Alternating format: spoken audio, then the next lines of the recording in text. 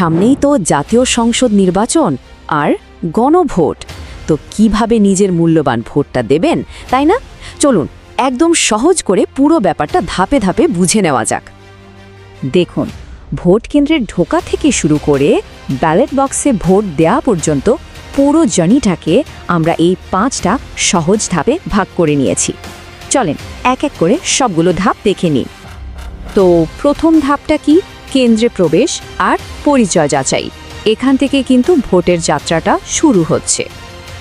আচ্ছা, কেন্দ্রে পৌঁছানোর পর প্রথমেই যেটা করতে হবে, নারী আর পুরুষের জন্য যে আলাদা লাইন আছে সেখানে নিজের লাইনে দাঁড়ানো। এরপর দেখবেন বাইরে একটা তালিকা ঝোলানো আছে, ওখান থেকে নিজের ভোটার নম্বরটা খুঁজে বের করতে হবে। যদি কোনো সমস্যা হয় বা কিছু খুঁজে না পান, একদম চিন্তা করবেন না, ওখানে আনসার সদস্যরা থাকেন, তাদের সাহায্য চাইলেই হবে। নম্বরটা পেয়ে গেলেই সোজা নিজের ভোট কক্ষে চলে যেতে হবে। ভোট কক্ষের ভেতরে কিন্তু একটা দারুণ গোছানো সিস্টেম আছে পরিচয় যাচাই করার জন্য। দেখুন, প্রথমে একজন পোলিং অফিসার আপনার নাম আর ভোটার নম্বরটা মিলিয়ে দেখবেন। এরপর ভোটার লিস্টের ছবির সাথে আপনার চেহারাটা মিলাবেন। সব ঠিকঠাক থাকলে আপনার নাম আর নম্বরটা একটু জোরে ঘোষণা করা হবে, যাতে এজেন্টরা শুনতে পান। পরিচয় একদম কনফার্ম হয়ে গেলে আরেকজন পোলিং অফিসার আপনার আঙুলে সেই অমোচনীয় কালিটা লাগিয়ে দেবেন। বুঝতেই পারছেন, প্রত্যেকটা স্টেপ কিন্তু আপনার ভোটটা সুরক্ষিত রাখার জন্যই করা। ওকে, তাহলে পরিচয় যাচাইয়ের পর্ব শেষ। এবার হাতে আসবে ভোটের সবচেয়ে জরুরি জিনিসটা, ব্যালট পেপার। চলুন দেখি এরপর কি করতে হবে। সহকারী প্রিসাইডিং অফিসার আপনাকে 2টো ব্যালট পেপার দেবেন। এখানে একটা জিনিস কিন্তু খুব ভালো করে খেয়াল রাখতে হবে, গণভোটের জন্য যে ব্যালটটা ওটা হবে গোলাপি রঙের, আর সংসদ নির্বাচনেরটা হবে সাদা কালো। এই দুটো রঙের কথা মাথায় রাখলেই আর কোনো কনফিউশন হবে না।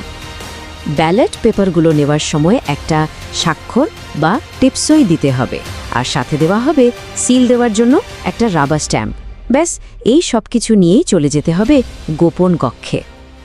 তো আমরা এখন চলে এসেছি একদম ক্লাইম্যাক্সে, মানে গোপন কক্ষে সিল দেওয়ার পর্বে।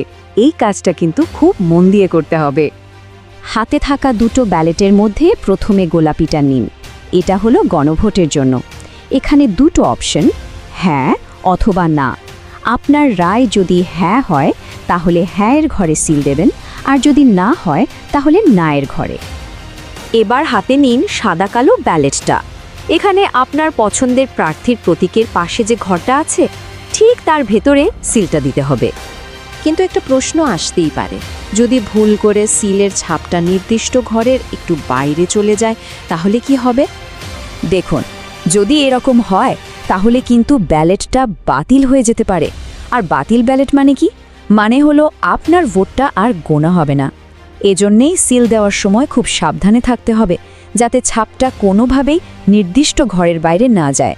একটা ছোট্ট ভুলের জন্য কিন্তু পুরো ভোটটাই নষ্ট হয়ে যেতে পারে। আচ্ছা, ধরে নিলাম খুব সাবধানে সিল দেওয়া হয়ে গেছে। এর পরের কাজটা হলো ব্যালট দুটোকে ঠিক মতো ভাঁজ করা। এই ভাঁজ করাটাও কিন্তু খুব জরুরি, যাতে আপনার ভোটটা সুরক্ষিত থাকে। দেখুন, ভাঁজ করার একটা বিশেষ নিয়ম আছে। প্রথমে ব্যালটটা লম্বালম্বি একটা ভাঁজ দেবেন, তারপর আড়াআড়িভাবে আরেকটা ভাঁজ। এভাবে ভাঁজ করার কারণটা কি জানেন? কারণটা হলো সিলের কালিটা তো ভেজা থাকে, এভাবে ভাঁজ করলে সেই কালিটা আর অন্য কোনো প্রতীকের ঘরে লেগে যাওয়ার ভয় থাকে না, আর কালি না লাগলে ভোট বাতিল হওয়ার ঝুঁকিও থাকে না। ব্যালট দুটো ভাঁজ করা শেষ। এবার গোপন কক্ষ থেকে বেরিয়ে আসুন। আর হ্যাঁ, মনে করে রাবার স্ট্যাম্পটা কিন্তু সহকারী প্রিসাইডিং অফিসারকে ফেরত দিতে হবে। ব্যাস, আমরা একদম শেষ ধাপে চলে এসেছি। এতক্ষণে সব কিছুর ফাইনাল স্টেপ এটাই। এখন শুধু একটাই কাজ বাকি, আপনার ভাঁজ করা 2টো ব্যালট পেপার, মানে গোলাপি আর সাদা কালো দুটোই একসাথে নিয়ে ব্যালট বাক্সে ফেলে দিন। আর এভাবেই আপনার ভোট দেওয়াটা কমপ্লিট হয়ে গেল। দেখলেন তো কত সহজ? তো পুরো প্রক্রিয়াটা তো আমরা দেখে নিলাম, কিন্তু সব শেষে একটা প্রশ্ন কিন্তু থেকেই যায়। এই যে এতগুলো ধাপ পেরিয়ে নিজের ভোটাধিকার প্রয়োগ করা, এটা আসলে কেন এতটা জরুরি? এই প্রশ্নটার উত্তর খোঁজার ভার না হয় আপনাদের ওপরেই ছেড়ে দিলাম।